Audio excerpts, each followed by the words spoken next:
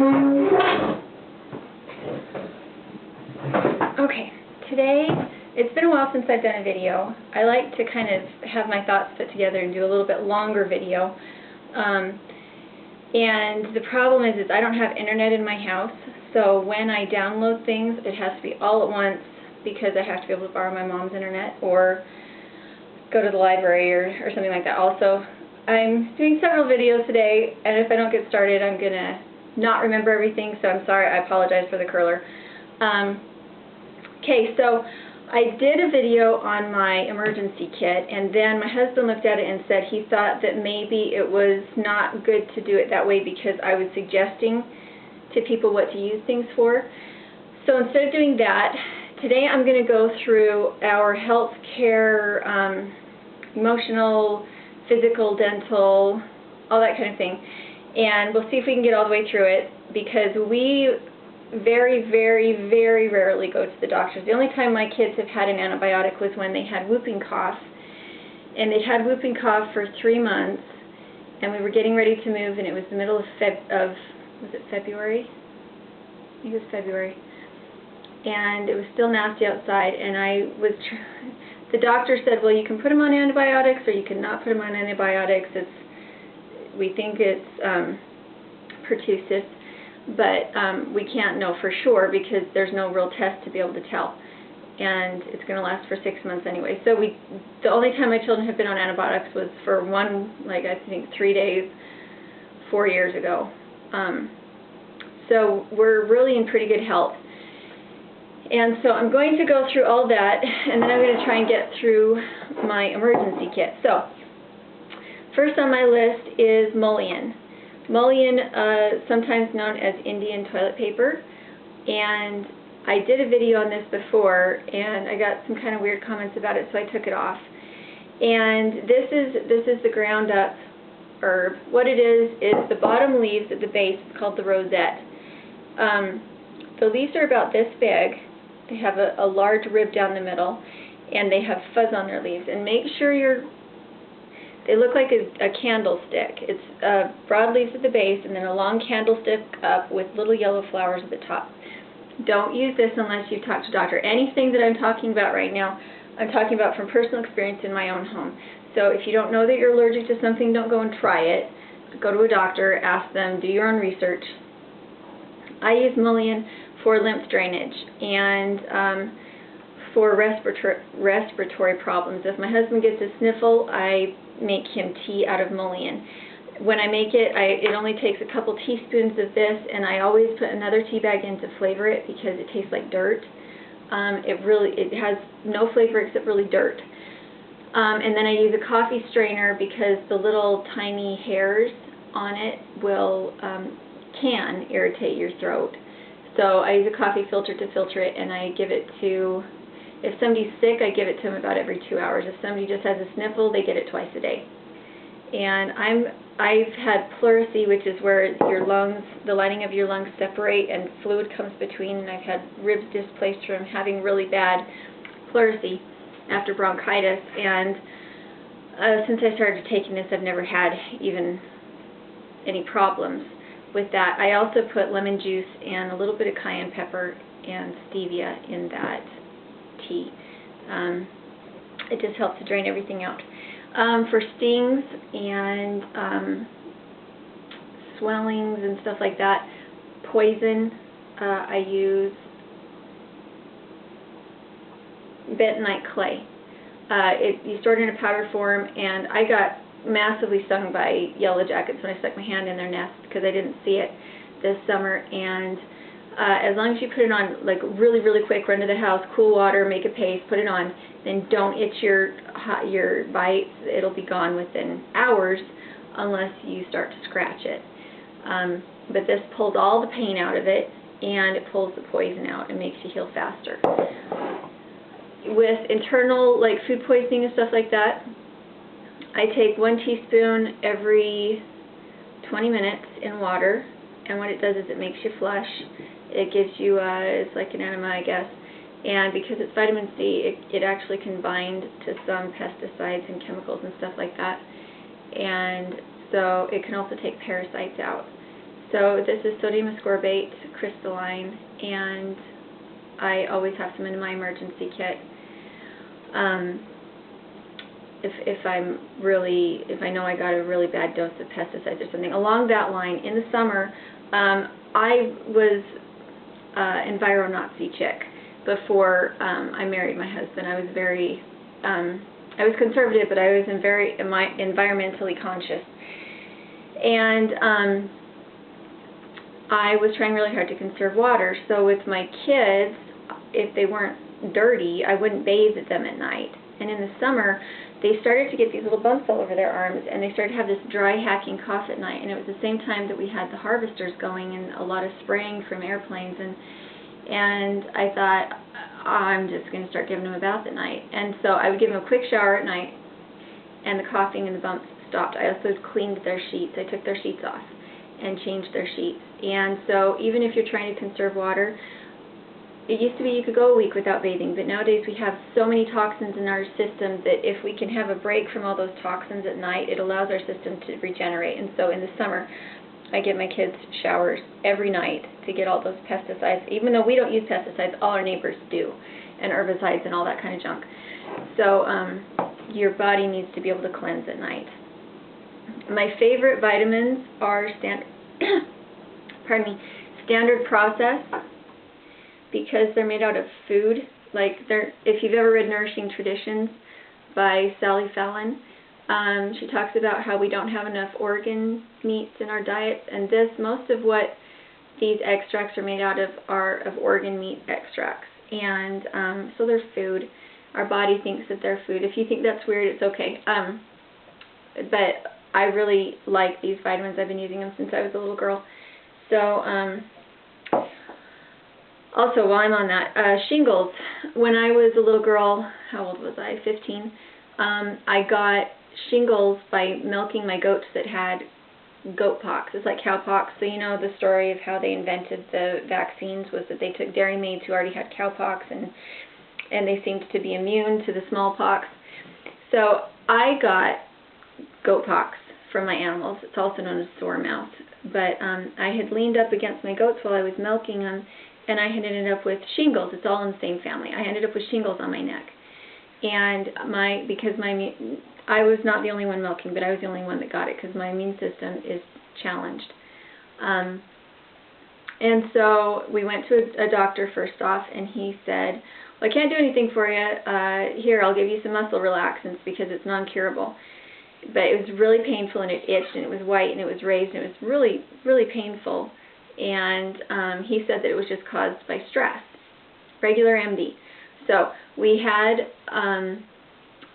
a friend that was a chiropractor and a naturopath. My mom called him and said, first, before that, we went to the health food store, and the lady freaked out and said I was going to die. Tried to give me all these supplements and said, yeah, this is really serious. You're probably going to die. It's going to meet in the middle, and you're just going to be gone. So my mom was like, really? I think that's a little over the top. So she called her naturopath friend. He said, come in. And my mom didn't tell me what he was going to do. Ended up being acupuncture. So I walked into his office with shingles on my neck. And when I walked out of his office 15 minutes later, I did not have shingles on my neck. The acupuncture had made them disappear. Literally disappear. They were just gone. He took the needles out and the shingles were gone. So it was a huge miracle. I don't know if that's the case with all acupuncturists, if they're all that good, but he was that good. And so just because you're told by your MD that it's not curable doesn't mean you don't go and look for other options and other answers. You need to go in your room because I already told you. Thank you. Go. You may play. Go. I have my notebook. I understand. I had to have dental revision. I don't have cavities or problems with my teeth, but my mom had dental things done when she was pregnant with me, and I was mercury toxic when I was born. And when I had my wisdom teeth removed when I was a teenager, they didn't get the nerve, and they didn't grind it down like they needed to, and I ended up with cavitations, which are holes in my jawbone from it that were leaking poison and nasty anaerobic bacteria into my system.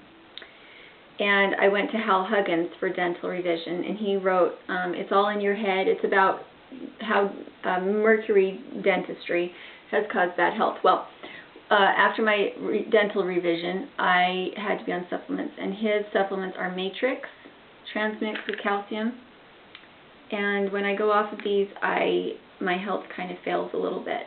I just take the one, it's just Transmix, and it's just a mix of vitamins, and then I take his magnesium, and those are the two. I don't usually take this unless I'm sick and I'm really struggling. I don't take any vitamin except the Transmix.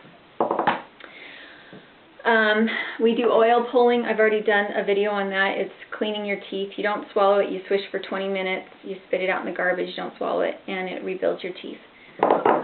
For personal hygiene, I don't use regular deodorant. For one thing, why would you want to not sweat? You want to sweat. Your skin is one of the most effective ways of getting toxins out of your system, so don't use an antiperspirant. This is just a deodorant. It's just baking soda. You just take a little bit in your hand, put it on your armpits, and you're good to go. And it works way better than the organic frou-frou deodorant bars. Women, when you're on that time of the month, stay away from a lot of sugar, but definitely if chocolate helps you, it's the only time that I eat chocolate is when I am PMSing, and it just makes me feel better about life. But I do 85% cocoa. I don't do the heavy sugar stuff, and it only takes a little bar like this once a day. So I keep this in my food storage, and I also keep big blocks of pure baking cocoa bars so that I can make my own of this if I needed to. I have it in bulk. It's one of those things that you need to have on hand in an emergency to help with adjusting to stress. For lotion and face lotion and hair conditioner, I use almond oil for just about everything. And this, I don't know if you can see it, I use essential oil to help with happy thoughts. I don't like to use synthetic perfumes. I love orange and grapefruit. And I don't know if I can get this up there so where you can see it. This is a little tea light. Can you see it? So I fill it up at the top with a little bit of water and put some salt in it, and then I put my essential oils in there, and it diffuses into the room. It's $1 at the dollar store. Okay. If ever you have an emergency and you need to conserve water, you need to have lots of wet wipes on hand for cleaning, for personal hygiene, and I use these for washing my goat's udders when I need to wash their udders. I use them for bathroom cleaning. I love wet wipes because there's some things I don't want to recycle through my laundry, and I know that it's not conserving, and I don't have a better option yet. I would love to have a better option. For really bad sunburns, I use Vicks Vapor Rub, and that's what I do. That's not what I'm telling you to do. But the menthol makes it so that I'm not in pain, and it keeps keeps me from being in pain, but that's not saying you need to use it. And I don't like that it's made out of petroleum, but I don't have a better option at this point. Okay, so if you have, if you're a lady and you have problems with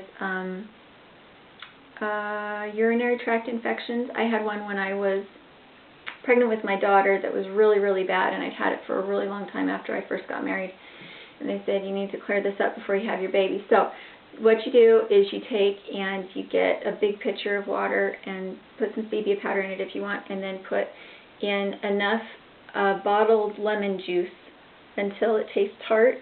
And then if you're really in the midst of pain with your UTI, you just drink that gallon of water as fast as you can. And you just keep filling it up, and you just keep drinking, and put some salt in it so that you don't get have problems with having drunk too much water. But drink that and drink that and drink that. And then once it's cleared up, which won't take very long, maybe 2 days, whenever you start to feel that twinge of your UTI coming on, you drink water with lemon juice in it, and it'll keep you from getting them anymore. And I used to have them chronically. So urinary tract infection. And that's what my midwife had me do when I was pregnant. Okay, so this is a menstrual pad that I made. I use old flannel sheets, and I just use a zigzag along the edge, and I put 3 of these, which is just like bias tape, here in the size of an insert. So what you do is you take one of these, and it has to have wings or it won't work. and lay it down on your fabric, or, well, lay it down on paper, face down, so that you have an outline. And you trace the outline, and then you cut it out to that, and it's super, super easy. The only thing is you have to be really, really careful when you're using these about how you soak it and how long you soak it in and how you disinfect it. You keep a pot that you only use for boiling maxi pads if you're in that kind of a situation where you can't get paper ones. My preference for that is the Keeper or the Diva cup, which is a silicone cup that you insert up inside, and it keeps you from, and you can boil it. I'm not a huge fan of the fabric maxi pads, just because I don't like to have something that, okay, so when you soak your maxi pads afterwards, there is a bacteria that starts to feed on that blood while it's sitting in that soaking vessel. Now, once a month, you're going to take that pad and put it next to yourself while you're bleeding, and that's going to still most likely have a little bit of bacteria left in there that likes to feed on blood. And so, to me, that doesn't seem like a terribly wonderful idea. It used to be that our grandmothers would boil all their clothes, all their laundry, but we don't do that anymore, and I don't know if chlorine can really cut it. So that's just for you. And then here is a Melaleuca. Melaleuca is a company in Idaho Falls, but there's a Nature's Cleanse feminine wash, and it's a concentrate. I don't use this for feminine wash. I use this for diaper rash. So if my kids had diaper rash, I would fill up a sink with lukewarm water or warm water and put a cap full of this in, and it didn't matter how bad that diaper rash was. It cleared up instantly, so they weren't in pain. It was miraculous the way that it works. So it's Nature's Cleanse from Melaleuca, and fabulous, fabulous product. I don't belong to their company, but I have friends that will go in and buy that for me. And then I also, this is like the bottle they give you when you have a baby so you can wash yourself. But I also put water in this and a capful of, well, a teaspoon of this in this so that when you're spraying your children off if they have a diaper rash, if you don't have time to put them in the sink, you can spray them off with this in this little bottle. Okay, so I use tea tree oil a lot, so I was going to show you guys mine. I use exactly the same toolbox as I did with my seeds. So in one of my little removable kits on top of that, I have Band-Aids, I have tea tree oil, and I have needle nose tweezers. You may go in your room. I'm not going to look at it right now. I already told you. You may obey me. And everything that I get that's in my emergency kit, I got from the dollar store, with the exception of my homeopathics. This is calendula oil, and this is my calendula gel. What I use it for is I use it for bad burns, not sunburns, but like heat burns. Some people like to use aloe vera. I don't like aloe vera, but calendula gel works really well for our family. We've had some really serious burns that have turned out really well. And so that's something I keep on hand, and you can just use calendula flowers to make it. When my kids had chicken pox, I used Old Faithful ointment that's made by Gilbert B. Allred in Afton, Wyoming. And by putting this on my kids, it stopped the itch, and they didn't have any pox afterwards. And she was teeny tiny. She was only like 18 months when she got it. And so putting this on her was wonderful. Traumeel is good for if you have inflammation problems, you take it internally. And arnica gel is good for external bruising, arnica gel. I have sutures, I have dental stuff, I have instant thermometers. Okay, so I'm going to bring you around because I'm going to see if I can get you to see it. Okay, so this is the upper tray.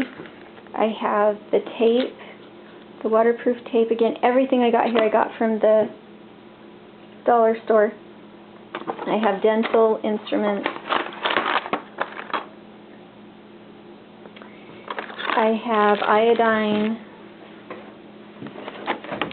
This is a homeopathic for bug bites. I have pain relievers, ibuprofen, triple antibiotic cream, even though we usually just use seed oil. A loop, an eye loop, so that if you need to be able to see something better, you can.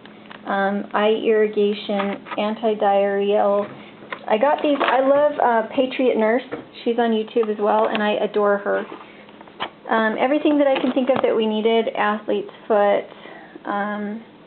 hydrocortisone cream, lots of Benadryl. I did put lots and lots of Benadryl in, because in an emergency situation you really don't want to be dying. Knee support, foot powder, and then big deal, Epsom salts. If you have a bruise or a cut, if you are somewhere that you cannot get medical attention, like a tetanus shot, and you have this, hot water, soak it for an hour in heavy dilution, like 1 cup to 1 bowl, and soak your cut, and it can prevent tetanus. Or that's my understanding of it. But this is something that you would use for cuts and stuff that you didn't worry about tetanus too. But if you couldn't get your tetanus shot, Epsom salts. All my bandages. Maxi pads can be used to stop blood flow. I've got Hare. It's an antibiotic. I have a rat trap. So if there was an emergency, this would be part of my bug out bag. I have cough syrup, saline solution, all this stuff. Vaseline, earplugs, which is important, soap, rolled gauze, cough drops, daytime cold and flu, more bandages. So it's not like out of this world comprehensive, but I think including the kit itself, it cost me $40, because a lot of it I already had. So there's my medical little kit, and we really like this, and it has these little trays on the top that pop out. Let's keep it in our closet.